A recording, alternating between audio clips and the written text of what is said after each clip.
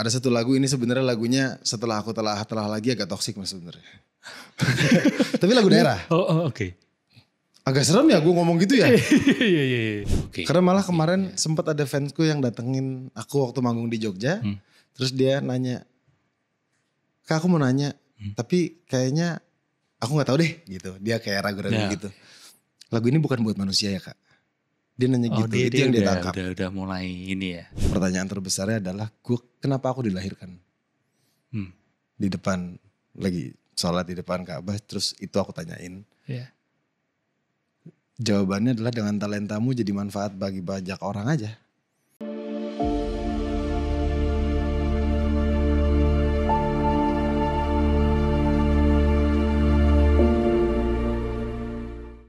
Kembali lagi di Pulinan Selaras dan kali ini teman ngobrol saya adalah Teddy Aditya. Oke, tepuk tangan dulu. Halo. Halonya ke semua kamera. Ya, aku juga gini juga ya. Dan Teddy Aditya ini adalah seorang penyanyi, penulis lagu, dan akhir-akhir musik produser. Oh, produser juga bro? Iya. Oke. Terus ya kalau bisa semuanya lah. Iya. Pengennya mah. Karena memang musisi. Memang main talentnya di situ ya. Dan musisi. Belum lama ini rilis single baru. Iya, berjudul Bayangkan Ku Hilang. Nanti kita akan ngobrolin tentang hal itu ya. Tapi sebelumnya pertanyaan pertama dari aku adalah kamu lebih memilih di ghosting atau nge-ghosting? Aku di ghosting. Kenapa? Aku nggak mau merasakan dosa, nggak pengen ngerasa guilty-nya kalau mengghosting. Iya, karena ghosting itu kita sebagai pelakunya tiba-tiba ngilang gitu kan nggak enak juga bro ya. Katanya yang orang yang suka mengghosting tuh gitulah. Orang problematik. Ada bahasa jorok yang biasa dikatain gitu. Oh iya. Orang suka ghosting tuh ya gitulah ya. Red flag gitu. Red flag gitulah. Toxic lah gitu ya. Itu bahasa keren itu.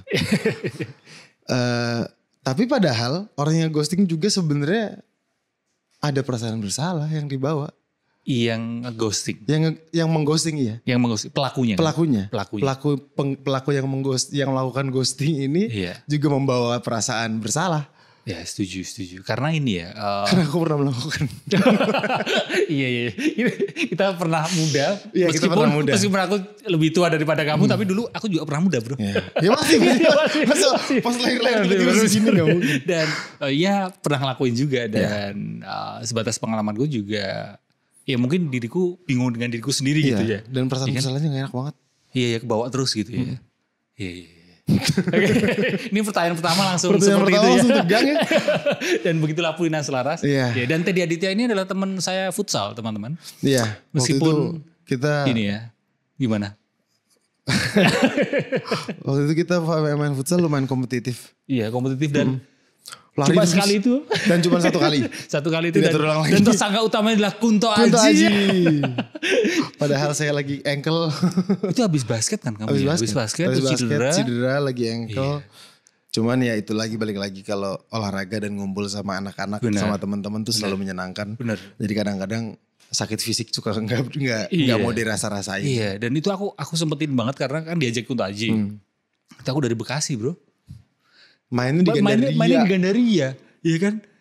Dan ya itu karena kepengen ketemu teman-teman. Kepengen ketemu teman-teman ya. Ya jadi ini teman futsal saya meskipun baru sekali main futsalnya. Mungkin nanti kita bisa jadi teman padel. Iya padel. Padel yang bacanya apa mas? Nah kemarin. Benar. Kemarin tuh aku nanya ya. Dan malah jadi rame. karena hanya tulisan padel atau padel gitu. Yang sebenarnya padel atau pedal atau pedal atau Fadil. Fadil ini dia. Iya. Tapi kamu kan sekarang ini cukup rutin ya kelihatannya. Pedal. Baru nyobain. Baru main baru keempat kali. Karena mungkin aku basicnya tenis. Oh dari jadi ke pedalnya ya? Transisinya lebih kayak lebih gampang. Tapi game yang berbeda. Serunya beda. Kalau di tenis tuh serunya kayak adrenalinnya yang gitu. Kalau di paddle tuh lebih yang harus kayak lebih pelan gak ya? Harus lebih kapan harus dinamiknya harus kapan harus pelan, kapan harus taruh mana, kapan harus kencang, kapan harus. Dan harus 4 orang atau harus bisa iya, dua lawan dua. Ada kalau aku juga nggak ngerti, baru main 4 kali, jadi cuman informasinya katanya kalau lo main single tuh lapangannya beda. Oh, ukurannya lebih kecil. Ukurannya lebih kecil atau kalau nggak salah cuma diagonal malah. Iya. Dan padel atau pedal kalau kamu di tongkrongan? Pedal kasih bahasanya kalau anak-anak. Ya? Mungkin kalau di bahasa Inggrisin padel, di bahasanya pedal kali. Karena ada yang gini, ada yang berpendapat bahwa itu dari Spanyol, bro. Berarti harusnya padel. Nah, harusnya padel. Tapi kalau itu Inggris ya, in English ya, itu jadi pedal. Tapi kalau kita orang yang jujur, berarti padel. Karena orang yang jujur akan membacanya seperti as is. Oh, ada temanku yang itu cara ngelesku dulu. Cara ngelesku dulu kalau misalnya bahasa Inggrisnya salah gitu. Karena jujur. Enggak, aku jujur kok. Jujur karena begitu. bacanya environment. Kalau temanku Sunda dia bilang itu bukan padel, fadel sebenarnya. Karena kalau Sunda. Tapi dia V-nya Vespa apa Vevanta? Oh, itu beda lagi ya? Itu bercandaan juga tuh. Kang Rana relate kelihatannya orang Sunda dia. Itu P-nya Pepanta apa Vespa? Jadi Fadel. Tapi kamu itu asli Ambon? Asli Ambon, lahir di Jogja. Lahir di Jogja, gak lama setelah lahir terus dibawa ke Ambon. Oh, karena memang sebenarnya domisilinya di Ambon. Terus tumbuh besar di Ambon, keluar dari Ambon pas kerusuhan Ambon. Sampai sini deh. Banyak, kita sama-sama tahu bahwa banyak penyanyi suaranya luar biasa sekali indah. Ya. Berasal dari Ambon. Beberapa di antaranya Glenn Fredly, Ruli Marantika. Ya. Om Yopi Latul. Iya, Rusana ya. Rusana ya, banyak banget. Ya. Andre Hanusa. Dan masih banyak lagi. Yang mungkin gak terkenal tapi suaranya bisa jadi indah sekali. Terutama buat aku yang aku sadar benar bahwa suaraku itu. Semua orang kata Baskara, semua orang bisa nyanyi, Mas. Iya gara-gara Baskara itu. Kan udah sempat ngobrol podcast sama aku juga di sini. Terima kasih, bro, karena aku jadi percaya diri, bro. Tapi aku sampai sekarang juga masih gak pede karena do re mi fa sol la si do aja kadang masih itu gitu. Tapi kenapa, bro? Orang Ambon itu cenderung punya suara yang begitu indah gitu. Kalau menurutmu sebagai orang Ambon? Sebagai orang Ambon yang awam yang mungkin kayak kalau kayak sejarahnya secara DNA kenapa gitu. Iya. Mungkin aku nggak bisa menjawab. Tapi kalau kultural. Nah, secara kultur? Memang menyanyi dan berdansa itu adalah kultur utamanya orang Timur, orang Ambon. Iya. Jadi bagaimana seremoni, bagaimana kita merayakan sesuatu, bagaimana kita bercerita. Dongeng-dongengnya itu melalui lagu. Contoh misal waktu kecil kamu tiba-tiba udah bisa bersuara. Ada satu lagu ini sebenarnya lagunya setelah aku telah lagi agak toksik, Mas, sebenarnya. Tapi lagu daerah. Agak serem ya gue ngomong gitu ya. Iya. Nggak cuman ada judul lagunya Batu Badaong. Itu lagu rakyat. Lagu yang ceritanya kalau misalnya anak durhaka terhadap ibu, maka ibunya akan ditelan oleh batu yang berdaun. Lagunya begitu. Batu Badaong, batulah batangke, buka mulutmu telanlah beta. Jadi memang lantunan-lantunan itu tuh lantunan rakyat gitu. Iya, dan dia melantun aja, bersenandung aja. Nyantai aja itu udah bagus banget itu. Ya, itu udah lantunan waktu kecil gitu. Iya. Dari kecil tuh lagu itu lumayan sering karena mungkin kayaknya kecilnya aku nakal ya. Jadi kayak sering nakut-nakutin gitu kan. Iya, kan. sering dijadiin bahan untuk nakut-nakutin. Jadi memang kalau kenapa mungkin Ambon bahkan akhirnya diperjuangkan sama almarhum Glenn Fredly untuk menjadi kota musik dunia. Dan sekarang Ambon adalah kota musik dunia karena memang secara kultural dan mungkin secara geografi juga. Karena kita kan terisolasi. Kalau kita tidak punya banyak ruang gerak. Mau kemana-mana harus naik kapal atau naik pesawat gitu. Jadi kulturnya memang sangat kental. Sangat kental di situ ya. Yang berputar di situ aja gitu. Iya. Jadi bersenandung, menari, bercerita, menari itu juga salah satu tradisi yang sangat kental di sana. Dan suasananya kan sangat mendukung ya. Ada pantai. Bahkan ada satu teori, aku nggak tahu bener apa enggak, Iya. bahwa Hawaiian music itu justru malah datangnya dari Ambon. Oh iya. Karena kalau didengar sih lantunan, maksudnya bunyi-bunyiannya memang mirip-mirip. Cuman itu Iya. teorinya siapa ya, waktu itu pernah ngobrol sama siapa lah. Iya. Cuman aku juga nggak pernah research tentang itu, jadi Iya. teori lah. Iya. Aku sangat kepingin ke Ambon, sampai sekarang belum pernah ke Ambon. Harus, Mas. Iya. Dan aku sama istriku itu sangat suka sekali. Kami adalah penggemar berat Glenn Fredly. Ya, dan dulu sempat ada ajakan untuk ke sana kan, ke Ambon gitu. Ya, karena lagu-lagu almarhum Glenn Fredly menemani masa pacaran kami juga gitu. Iya. Tapi kamu dari Ambon terus ke Jogja kan? Dari Ambon, Lahir di Jogja. lahir di Jogja, Lalu ke Ambon. Bahasa Tegal dari mana? Nah, ya kan kita ketemu itu. ini gara-gara Aji semuanya. Gimana bro? Setiap ketemu orang baru tuh Aji tuh selalu suruh, ini bisa ngapak nih dia nih. Iya, maksudnya aku juga nggak ngira waktu itu seorang Teddy Aditya bisa ngapak gitu. Ikut papa tugas. Jadi aku SMP tuh pindah 6 kali. SD pindah 6 kali, SMP pindah 3 kali, SMA pindah 2 kali. Salah satu kota terlama adalah ketika sudah SMA di Pemalang. Pemalang Sebuah termasuk kota di antara Tegal dan Pekalongan. Yang ya memang ngapak. Iya, gitu. iya. Terus pas pertama kali nyampe kita lagi renovasi rumah, beres-beres. Terus aku nemenin mama ke toko bangunan. Iya, ini ceritanya lucu sih. Iya, terus aku nemenin mama ke toko bangunan. Terus pas nyampe, terus kita mau beli, udah ada listnya kan, mau beli ini. Terus masnya sambil gitu, ya tolong diurusin di situ, nyong pilek. Terus kan baru nyampe situ, first impressionnya gitu. Jadi ada yang menggelitik, tapi di kepala kayak di umur segitu, saya tidak akan pernah akan bisa belajar bicara seperti itu. Saya nggak mau bicara seperti itu. Lancar mas. Lancar. Malah jadi lancar. Gara-gara temen nongkrong seperti itu semua ya. 4 tahun. Iya. Watengku kencot gitu kan. Watengnya kencot. Iya. Priwek lah. Iya. Kayak gue gitu. Karena aku punya temen baik, sahabat itu dari sana juga gitu. Dan aku justru kepengen belajar gitu.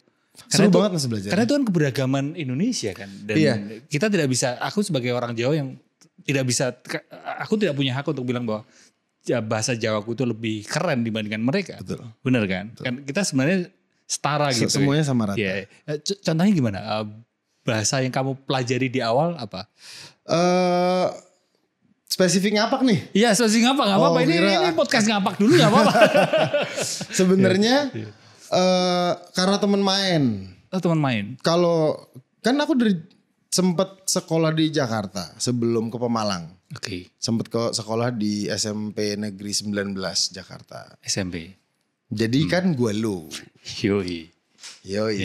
Kan. Yoi. Nyampe sana gue lo. Dibully abis. Kayak pocok gue lo. Oh iya.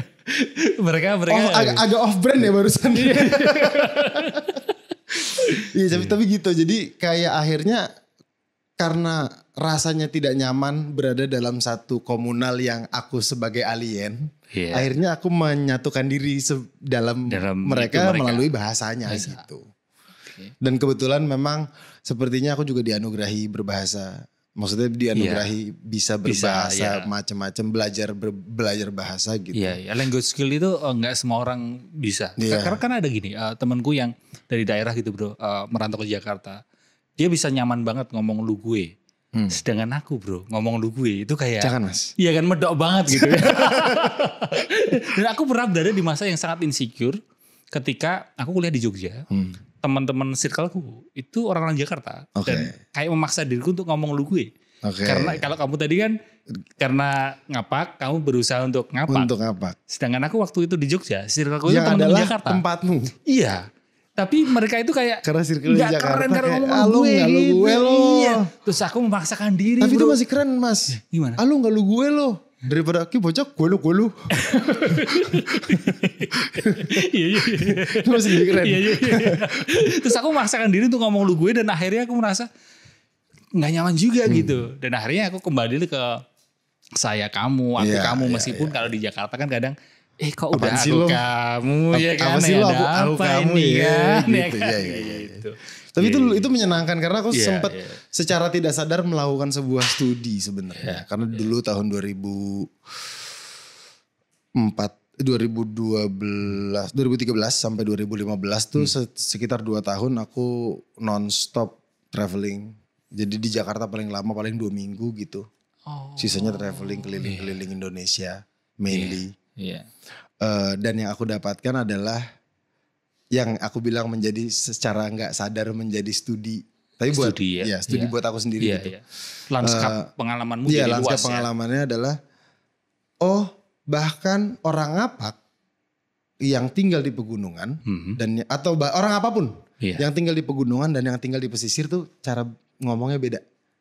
Oh iya? Orang yang tinggal di pegunungan karena bentuk geografisnya mereka berbukit-bukit, bergunung-gunung, jadi ngomong pelan dan ngomong nggak perlu harus gimana-gimana tuh banyak gemanya, banyak gaungan. Oke, sehingga ngomongnya lebih jejak.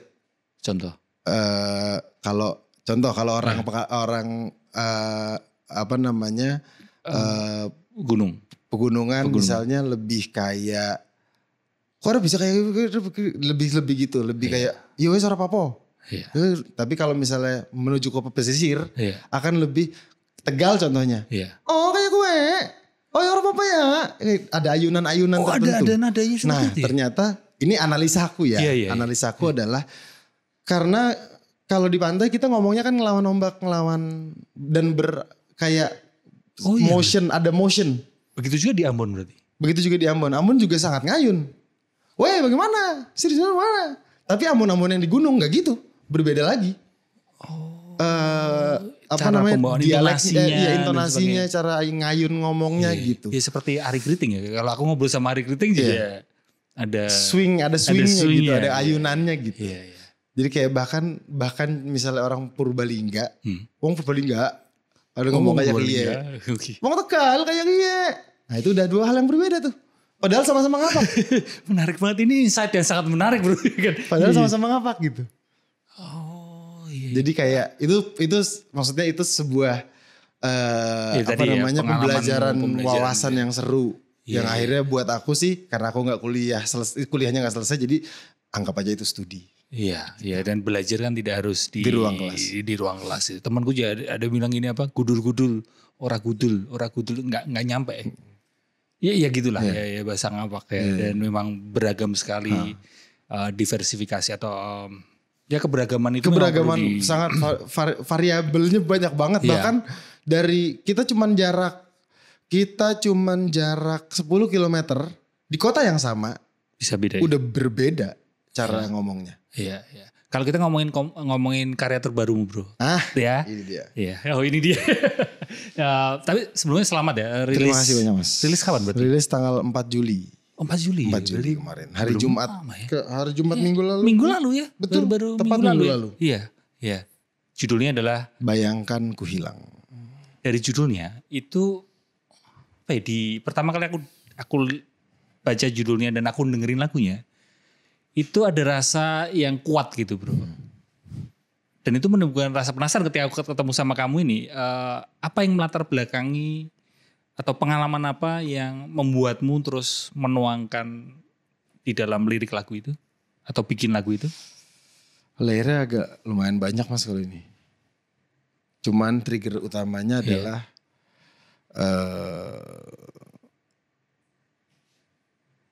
kayak mungkin kepekaan.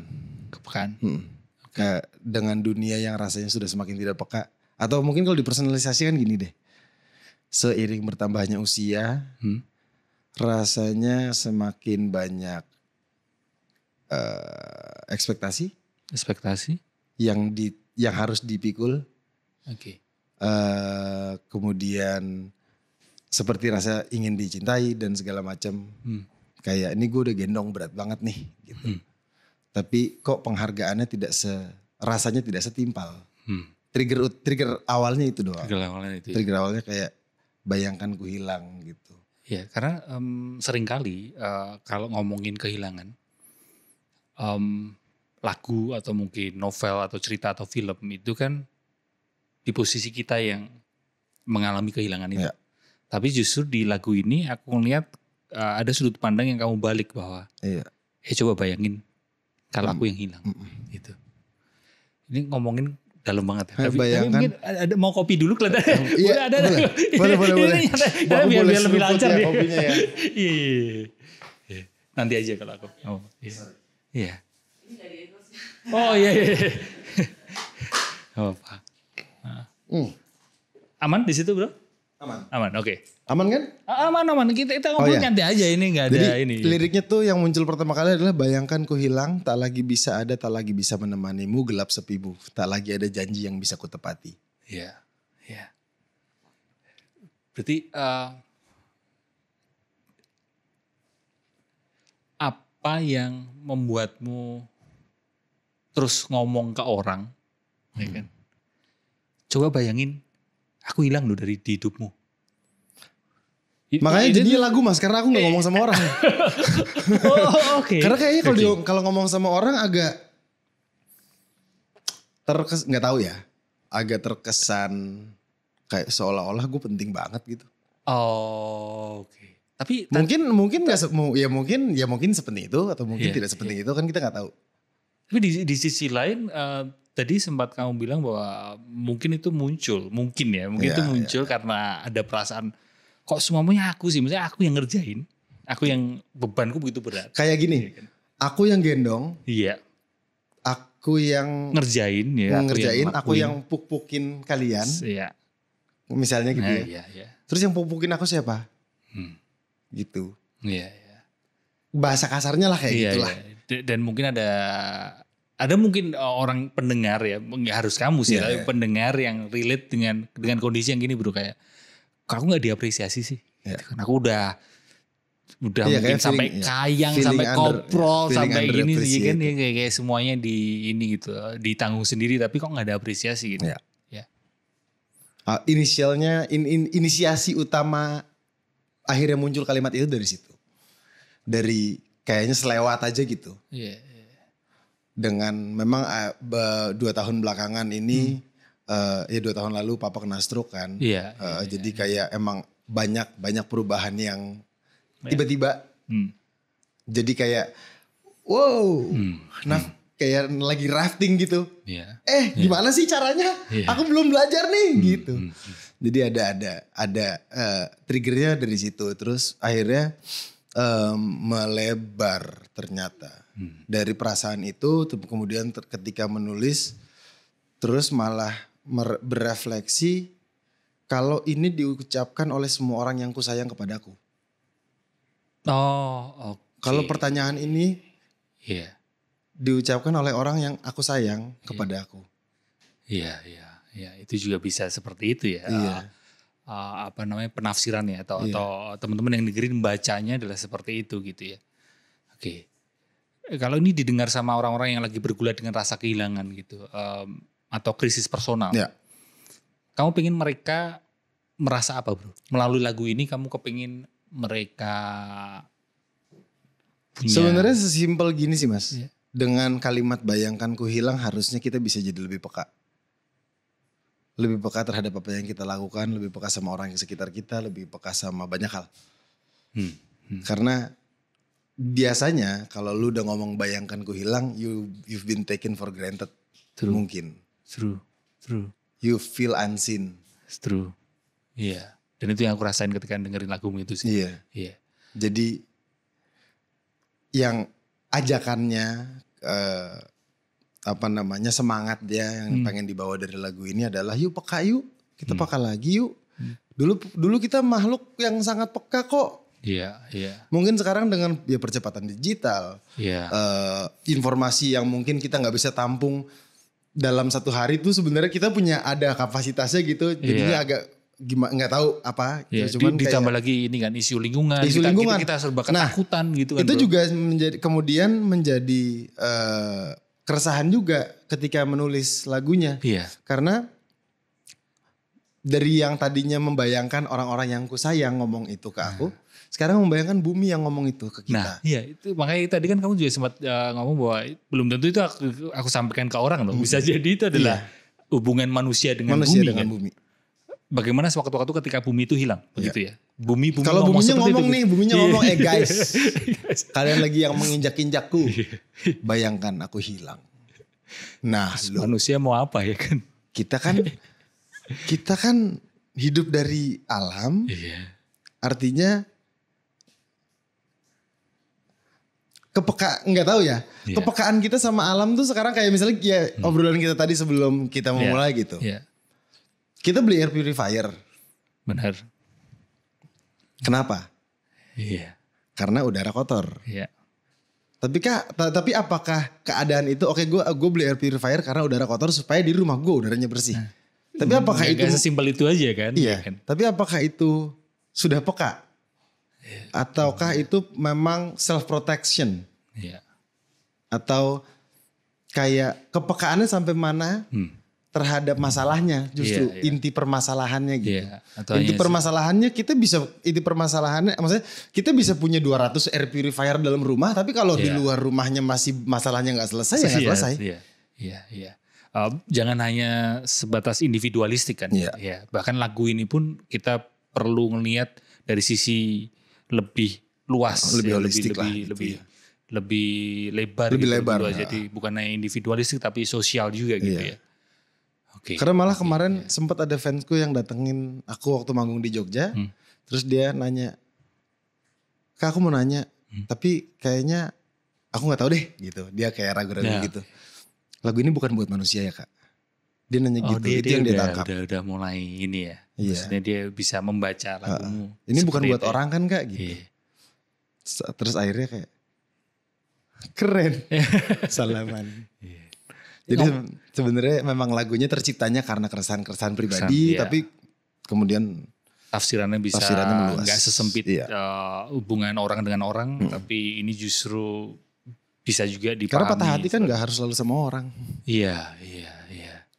Bisa juga dengan ini klub kesayangan. Iya, patah hati bisa juga dengan Manchester United misalnya. Saya adalah korban patah hati Manchester United. Kalau aku sampai sekarang tuh AC Milan, Liga Italia ya. Dan ini memang baru busuk-busuknya sih. Dan ini Milanisti udah tahu semua. Ya patah hati juga. Sekarang gitu. patah hati lagi. Patah hati. Kalau klub basket? Kalau klub basket. Kamu sekarang apa? Aku Golden State Warriors. Yeah. Karena aku tuh selalu punya kalau basket ya, ataupun apapun sebenarnya, aku ngefans sama olahragawan yang atlet yang kalau tim dia stay di satu tim dari awal karirnya sampai selesai kayak Kobe Bryant, kayak Tim Duncan.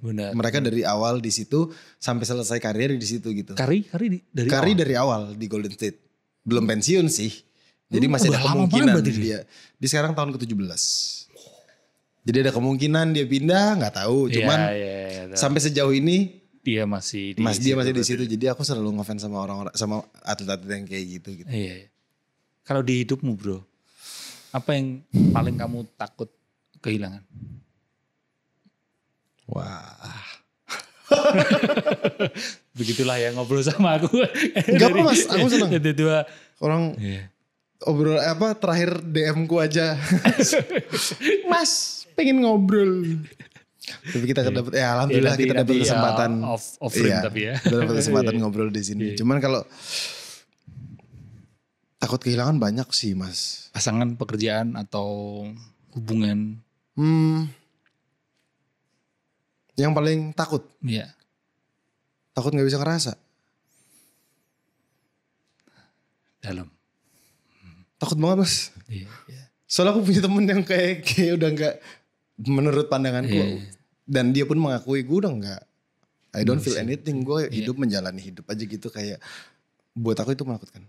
Bahkan dia nggak bisa merasa kehilangan, iya kan? Nggak bisa nangis. Itu ini ya kondisi yang gelap gitu ya, maksudnya. Iya, kehilangan perasaan itu. Iya. Itu yang buat aku itu yang paling menakutkan. Karena kalau ketakutan yang lain, ketakutan kehilangan yang lain mungkin bentuknya fisik. Iya. Yang ya kita tahu fisik ada umurnya. Benar. Cuman ya eventually kita akan kehilangan gitu. Cuman bagaimana kita copingnya aja kan. True. Cuman dan itu lebih dalam gitu ya, perasaan kehilangan perasaan itu kan hal yang lebih subtle gitu. Dan perasaan itu benar nggak? Menurutmu setuju nggak kalau bahwa kita bisa merasa itu membuat kita menjadi manusia ini ya karena bisa merasa? Iya. Iya kan? Semuanya mulai dari rasa menurutku. Iya. Semua invention, semua penemuan, semua lagu yang diciptakan, semua teknologi yang diciptakan semuanya mulai dari sebuah rasa. Menyanyi pun perlu rasa. Menyanyi pun perlu rasa. Atau bahkan mungkin tech company bahkan sekalipun. Iya. Merasa kurang tentang sesuatu, merasa keinginan merasa khawatir terhadap sesuatu, merasa kayaknya bisa lebih mudah terhadap sesuatu. Maksudnya ya itu segala macam bentuk rasa. Yang sebenarnya dari album 1 juga itu album pertama aku tahun 2017 aku bahas judulnya Nothing Is Real. Dan dulu bahasa Inggris ya bro? Iya, dulu bahasa Inggris. Ya, kenapa? Ini agak sebelum ngomongin itu ya. Karena aku dulu aku nggak pede nulis lagu bahasa Indonesia. Karena ada fase itu. Ada fase itu. Karena aku rasa mother tongue kita bahasa Indonesia yang ketika kita menulis atau bicara tentang sesuatu dalam bahasa Indonesia, kita tahu betul kalau misalnya bunyinya nggak enak atau salah. Oh justru. Sedangkan bahasa Inggris banyak sekali bisa dijadikan perumpamaan. Misalkan ada di laguku salah satunya like the ocean you're so complexly beautiful. Lautan adalah sebuah hal yang misterius yang majority of people takut sama laut gitu. Padahal begitu kita menyelami ke dalamnya sangat banyak kehidupan yang dilindungi sama laut gitu. Sangat banyak warna, sangat banyak hal yang belum pernah kita temui gitu. Jadi ya itu ya kenapa dulunya kamu bahasa Inggris. Kenapa dulunya bahasa Inggris. Jadi, tapi sekarang bahasa Indonesia. Sekarang bahasa Indonesia karena sudah percaya diri. Terhadap bagaimana udah menemukan formula cara aku menulis bahasa Indonesia. Lebih tepatnya itu kali. Iya. Gitu. Ya. Dan tadi maaf aku potong tadi kamu aku lagi cerita tentang album pertama album pertama Nothing Is Real itu adalah Nothing Is Real, albumnya judulnya Nothing Is Real. Oke. Ide besarnya adalah di dunia ini tidak ada yang nyata. Seperti perasaan ya. Perasaannya hanya nyata ketika kita bilang iya. Kalau kita bilang iya, aku sedih. Iya. Oh iya aku sedih. Iya. Baru itu jadi sebuah kenyataan. Iya. Kalau kita tidak mengiyakan itu dia nggak nyata. Iya. Meskipun mungkin terjadi. Benar. Di album pertama tuh ngomongin itulah. Oke. Berapa album berarti? Album udah 3 dari 2017 album pertama. Sekarang tapi kalau single udah ada beberapa single. Ada satu EP juga. Oh sempat EP. Iya EP Ocean. Ya. Kalau Langit Favorit? Langit Favoritku itu adalah trilogi. Dia single yang di dalam yang ada 3 single yang bertautan. Bercerita beriringan gitu. Lagu pertama adalah Semestinya. Itu ambil alih kendali diri kembali semestinya. Terus abis itu Langit Favoritku tentang merayakan rasa yang merayakan rasa dan merelakan rasa. Detach. Kemudian ada Masa Depan. Triloginya adalah itu gitu. Jadi kayak kesadaran diri. Habis itu penerimaan dan pemaafan dan perelaan. Habis itu masa depan. Kayak apa selanjutnya gitu. Dan yang sekarang ini adalah single kan? Single lagi. Rencananya bakal jadi album atau ini? Tidak, ini akan jadi standalone single. Jadi emang kedepannya akan banyak banyak. Sekarang kelihatannya modelnya gitu ya? Sepertinya aku nggak melihat dari sisi bisnisnya sebenarnya malah. Tapi memang kalau secara bisnis sepertinya memang sekarang trennya lagi gitu. Orang-orang lebih banyak single dulu. Lihat responnya seperti apa.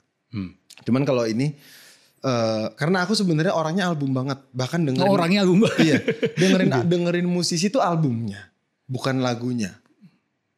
Karena aku tahu pasti di balik sebuah album tuh ada satu pesan yang lebih besar daripada satu lagu di dalam albumnya. Dan ada story Iya, tellingnya ada gitu storytellingnya. antara apa track 1 Iya, track kedua gitu iya. ya. Kayak album tuh kayak baca buku. Kalau kita dengerin satu lagu kita baca satu bab. Iya. Album apa yang menurutmu paling kamu seneng banget? Grup luar? Kalau luar? Kalau album yang merubah Ya. hidup, cara pandangku terhadap hidup mungkin ya. Ya.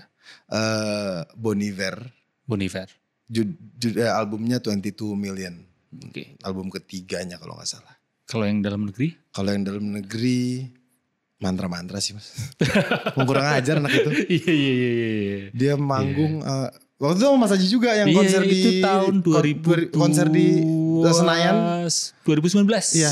Akhir 2019 sebelum itu pandemi. di mana pertama kali Mas Haji bikin aku nangis karena Mas Haji suruh kita duduk dan suruh peluk dirinya masing-masing dan berterima kasih sama dirinya masing-masing. Terus kayak oh iya ya aku nggak pernah terima kasih sama diriku ya. Iya. Di situ Thank me bukannya thank you tapi iya, thank me. di situ aku duduk sendirian di tengah keramaian. Iya. Terus terus akhirnya begitu acaranya kelar aku ke Haji tak perlu makasih ya. Gitu. Waktu itu belum sempat kenal sama Mas Haji. Iya. Ya itu juga ajakan random dari Kunto Aji. Mas Haji ini ya nanti ikut ya di konserku. Ngapain? Aku gak bisa nyanyi, aku gak bisa apa gitu. Maksudnya instrumen apa gitu. Ternyata diminta untuk seperti itu. Iya. Kalau kembali ke hidupmu ya bro. Ke apa kondisi hidup atau hidup sehari-hari. Hidup sekarang ini kan serba cepat, sibuk. Kamu mengalami itu atau kamu merasakan itu? Aku merasakan sangat merasakan. Begitu cepat, tapi anehnya justru banyak orang sekarang ini merasa kehilangan tadi. Merasa kehilangan, merasa kesepian. Bahkan bukan hanya kehilangan fisik, kehilangan orang, tapi kehilangan arah.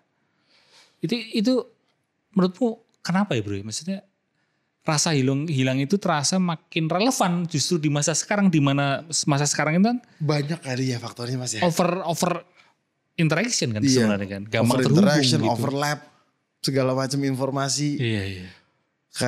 Kayaknya otak kita nggak didesain untuk contohnya misalnya melihat Instastory. Contohnya. Kita pindah dari satu tempat ke tempat lain. Dengan cerita lain dalam waktu yang sangat singkat. Kayaknya rasanya buat aku ini nggak tahu bener apa salah ya. Cuman tapi ini pandanganku adalah ya. Kayaknya otak kita nggak diciptakan untuk berpindah tempat secepat itu deh. Kayaknya otak kita diciptakan untuk tahu oh ini ada mic, oh itu ada lampu, di sini ada lampu, di sini ada orang gitu. Kayak otak kita nggak. Karena kita bahkan secara fisik nggak possible untuk berpindah-pindah secepat itu. Kan, ya. Jadi kayaknya otaknya nggak didesain kayak gitu. Mesti momen per momen kan. Iya. Yang kemudian akhirnya ya mengikis attention. Oke. Attention span jadi pendek. Akhirnya balik lagi ke kepekaan itu tadi. Akhirnya nggak peka sama bahkan kadang-kadang diri sendiri. Iya. Kayak jadi robot gitu. Pernah gak bro kayak bukannya di IG story sih tapi di WhatsApp grup biasanya. Tiba-tiba ada berita duka itu ya kan. Terus semuanya nyelamatin. Tapi selang beberapa saat tiba-tiba ada orang yang ngomongin sesuatu yang konteks yang berbeda. Seperti di IG story kan gitu. Tiba-tiba IG story momen kecewa gitu, momen sedih gitu. Tapi tiba-tiba terus next IG story berikutnya yang nyenengin gitu. Dan itu jadi kan perubahan feeling yang sangat cepat gitu. Iya. Itu kayaknya nggak tahu itu ini kita belum siap atau mungkin memang kita tidak didesain seperti memang itu sebagai manusia. Rasanya kita tidak nggak tahu ya menurutku rasanya kita tidak didesain seperti itu sih. Cuman dunianya didesain untuk kita harus seperti itu. Iya, sehingga terjadi konflik. Kalau aku sering kali makanya ini komplainnya para manajerku adalah tadi suka hilang. Karena kadang-kadang aku memang kalau udah kepenuhan harus detach, harus istirahat dulu, jeda dulu. Mau di sini aja. Iya. Gak mau kemana-mana dulu. Iya. Karena tahu kan begitu keluar banyak hal yang di luar kendaliku yang pasti akan tetap masuk. Kita sadar gak sadar kita bersinggungan energi sama orang lewat ada orang lagi dumel. Berasa tuh. Iya. Ada orang atau kita ngobrol sama orang tentang sesuatu kita orang ngasih informasi tentang sesuatu yang mungkin kita gak pengen denger. Iya. Iya. Tetap aja terpapar ya kitanya. Tetap terpapar gitu. Jadi kayaknya kalau aku jadi ada momen-momen yang dimana kayaknya harus mundur dulu bentar. Harus tutup pintu kayak dulu. 3 hari ya gue subscribe dulu. Aku biasanya gitu. Jadi aku mau subscribe sama diri aku sendiri dulu. Daripada aku belum kan selama ini subscribe-nya keluar. Ini subscribe dulu bentar. Terus, dalam jangka waktu tertentu. Tapi ini ada kerjaan ya. Iya aman. Yang penting dikasih waktu untuk istirahat. Ya masalah terbesarnya sekarang kan distraksi itu selalu nempel di diri kita. Itu satu kotak handphone yang kita bawa kemana-mana itu. Jadi kita memang perlu yang juga paradoksnya adalah menjadi kebutuhan utama. Iya. Dalam berkomunikasi, dalam pekerjaan, dalam bahkan keluarga. Gitu jadi salah satu satu-satunya tools. Mungkin sekarang. Dan kita kayaknya dikondisikan untuk begitu. Dikondisikan untuk begitu. Iya. Jadi agak lumayan paling enggak kesadaran dirinya agak lebih dipekain aja gitu. Iya. Perlu ada keberanian untuk bentar. Iya benar. Iya gitu. Ada momen-momen di dalam hidup di mana kita ini nggak hanya kehilangan orang kan. Ya kan seperti yang kamu sampaikan tadi kehilangan orang yang kita sayangi. Nggak cuma seperti itu tapi juga tujuan hidup. Ya. Kalau seorang Teddy Aditya apa tujuan hidupmu bro? Kalau jawaban yang sudah pernah aku tanyakan, jadi waktu itu umroh, alhamdulillah ceritanya waktu itu umroh. Terus pertanyaan terbesarnya adalah, kenapa aku dilahirkan? Di depan, lagi sholat di depan Ka'bah, terus itu aku tanyain. Jawabannya adalah dengan talentamu jadi manfaat bagi banyak orang aja. Tapi kan itu kan tafsirannya sebenarnya luas sekali kan? Iya. Gitu, jadi kalau the purpose-nya maksudnya the purpose in life-nya secara general adalah itu mungkin. Cuman kalau secara spesifik aku sedang menjalani pembelajarannya, sedang menjalani maksudnya aku tahu bahwa aku harus menjadi manfaat dengan kayak menurutku dengan kemampuan aku dikasih bisa bernyanyi bagus, bisa menulis lagu. Kalau aku tidak melakukan itu tuh dosa gitu. Jadi kayak perlu, itu disservice. Perlu menggunakan talenta itu ya. Jadi kayak dan itu jadi tools aku untuk berusaha menjadi manfaat untuk orang yang lebih dari aku. Tujuan itu sebuah hal yang fix. Maksudnya kamu tentuin oh ya ini berarti tujuanku, atau kalau kamu mempersepsikan tujuan hidup ini sesuatu yang terus berkembang. Selalu berkembang. Makanya tadi aku bilang tadi sekarang sih kalau ditanya aku nggak bisa jawab. Cuman makanya aku bilang kalau jawaban yang sudah pernah aku tanyakan adalah itu. Cuman manfaat ini maksudnya menjadi manfaat itu kan luas ya. Luas sekali dan itu daily basis kayaknya prakteknya adalah hari per hari. Jadi purpose-nya adalah per hari ya. Tidak bisa kita terlalu memegang erat atau kaku. Ini tujuan hidupku dan kita tidak. Makanya aku paling gak suka ditanyain apa yang kamu lihat dalam 10 tahun ke depan. Gak hari ini aja. Orang besok aja belum tentu kok. Iya. Kalau nanti tanya 10 tahun ke depan jauh banget. Dan ini ada satu atau dua pertanyaan dari teman-teman yang selama ini apa namanya? Oh nggak apa-apa nyantai aja. Ada handphone. Oh udah ditulis di situ. Oke. Jadi ada titipan pertanyaan dari teman-teman yang selama ini nonton Puluhan Selaras. Jadi ada satu komunitas kecil-kecilan lah gitu. Ada titipan pertanyaan buat katanya Mas boleh nggak tanya ke Mas Teddy Aditya gitu. Dalam proses kreatif yang penuh nuansa dan kedalaman. Bagaimana cara Teddy membedakan antara kesendirian yang menyehatkan dan kesepian yang melelahkan? Oke, pertanyaannya agak rumit ya. Keren loh tapi ini. Tapi mungkin kalau boleh saya simplify. Dalam proses kreatif seorang penyanyi, penulis lagu kan kamu perlu keheningan, kamu perlu space ya. Kayak tadi kan kamu, bentar aku istirahat dulu, aku menyendiri dulu. Tapi menyendiri ini kan ada dua mode gitu bro. Kesendirian atau menyendiri yang justru itu bikin kamu nggak sehat, kesepian, dan kesendirian menyendiri yang itu menyehatkan dalam rangka proses kreatif. How do you know? Membedakan, oh ini kesepian, memang ini nggak baik buat aku, nggak sehat buat aku, dan ini kesendirian, atau ini kesendirian yang oke buat proses kreatif. Ya.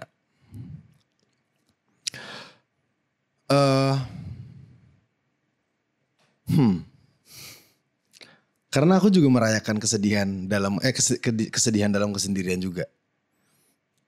Itu salah satu yang menurut aku pribadi buat aku harus dirayakan. Bahkan aku tulis lagunya, ada di album Semua-Semua, judulnya Biarkan Gelapku.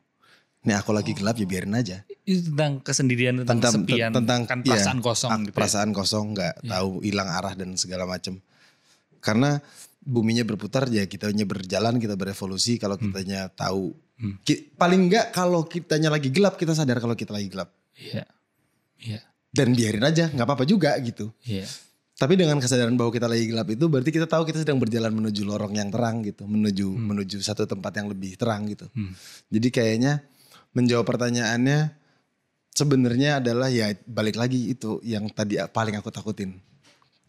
Dirasain dan kayak kan kita tahu ya kalau misalnya kita sedihnya maksudnya kita sendiri dan sedih dalam kegelapan. Iya. Atau kita sendiri karena kita butuh sendiri. Iya. Kalau kita bisa merasakan harusnya kita tahu gitu. Jadi cuman tahu dan memvalidasi dan mengiyakan bahwa oh iya aku lagi sedih dan aku lagi sendiri dan aku sedih karena aku sedih sendiri. Jadi perlu jujur pada diri sendiri. Iya, harus banget. Iya ya, kadang kan kita kan enggak deh, aku enggak kesepian. Padahal sebenarnya kesepian gitu kan. Jadi enggak deh, ini proses kreatif deh. Padahal itu sebenarnya kesepian, bisa jadi kan seperti itu kan. Iya. Dan malah kalau buat aku proses kreatifnya terjadi ketika aku sedang jujur waktu aku lagi gelap.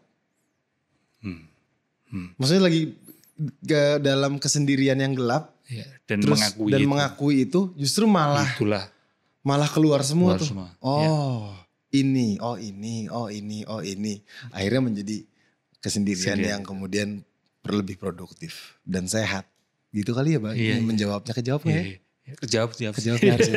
Jadi ini ya, jadi yang sudah tanya tadi terima kasih sudah dijawab. Semoga terjawab. Ada satu lagi ya? Oh ada satu lagi. 20 lagi. Pilihan ganda bro, nggak apa-apa. Yang kedua, apa yang biasanya kamu lakukan untuk tetap utuh? Oke. Kadang separuh soalnya. Tetap ini ada selipan komedi. Kadang-kadang aku jalannya setengah. Apa yang biasanya kamu lakukan untuk tetap utuh saat dunia terasa bising, tapi kamu justru butuh ruang diam? Tadi mungkin udah sempat kamu singgung juga. Iya, itu sudah sempat aku singgung. Atau mungkin kamu. Kalau aku lebih spesifiknya lagi adalah apa bahasanya?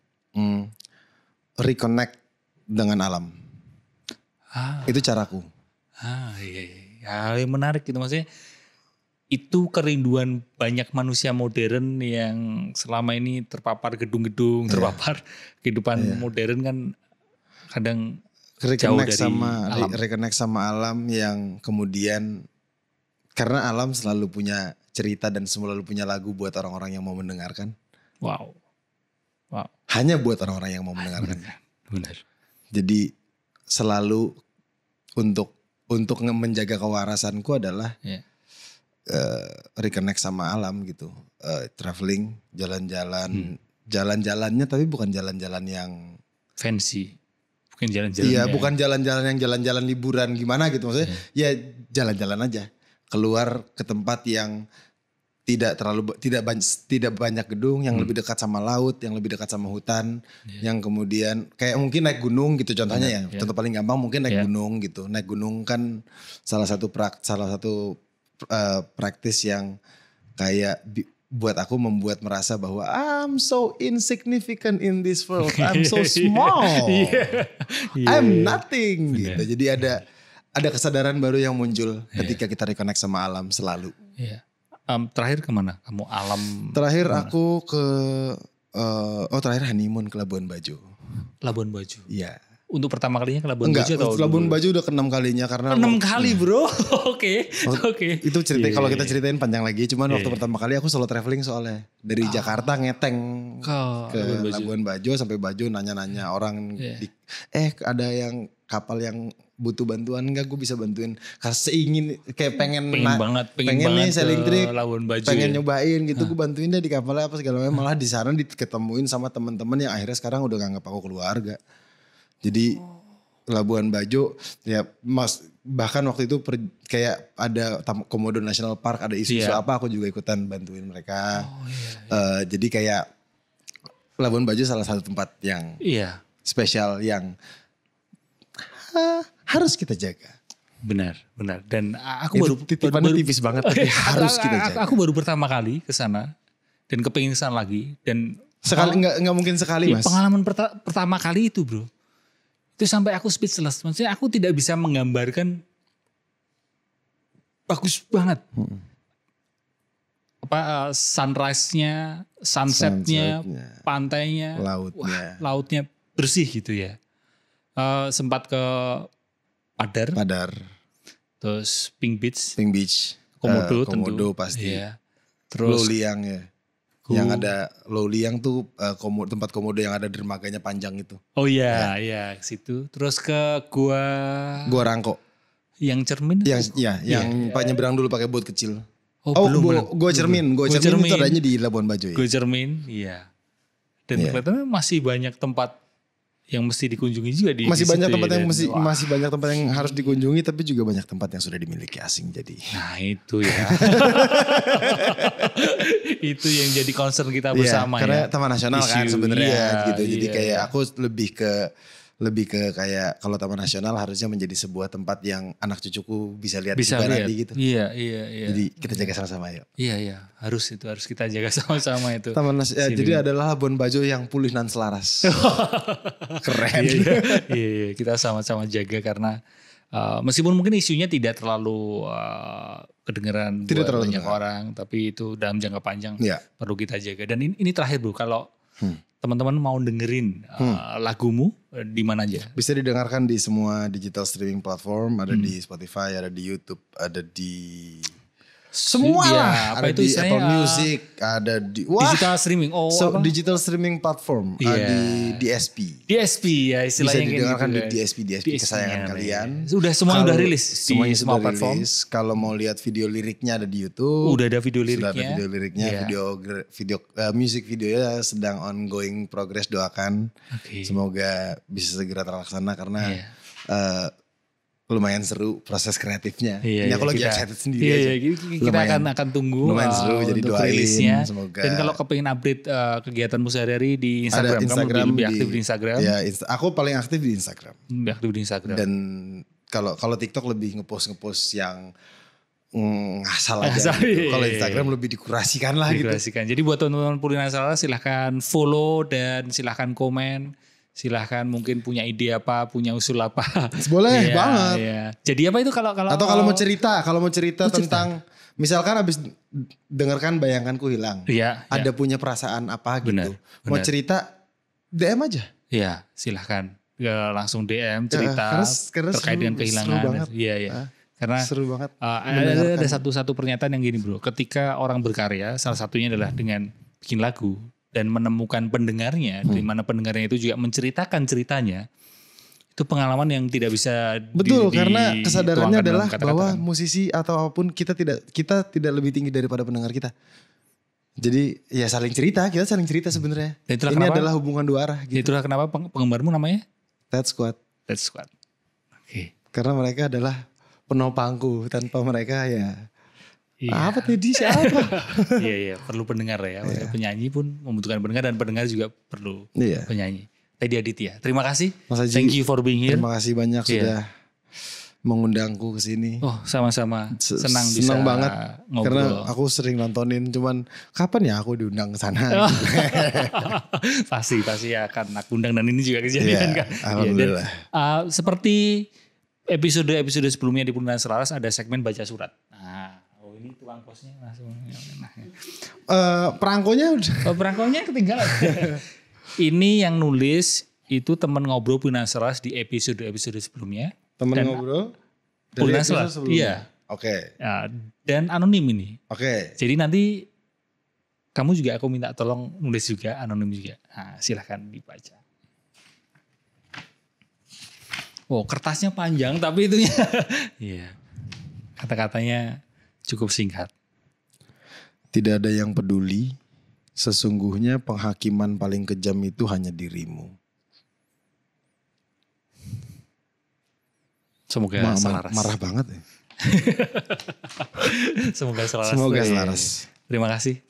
Ya, nanti kapan-kapan kita apa dulu bareng ya? Aku udah ajarin. Terima kasih teman-teman yang udah nonton dari awal sampai akhir. Semoga obrolan kami, saya dengan Teddy Aditya, bisa membantu menyatakan mental dan membantu memulihkan batin. Semoga kita semua bisa menerima kenyataan seadanya ya. Amin. Selamat hidup sadar. Dadah. Dadah. Dadah.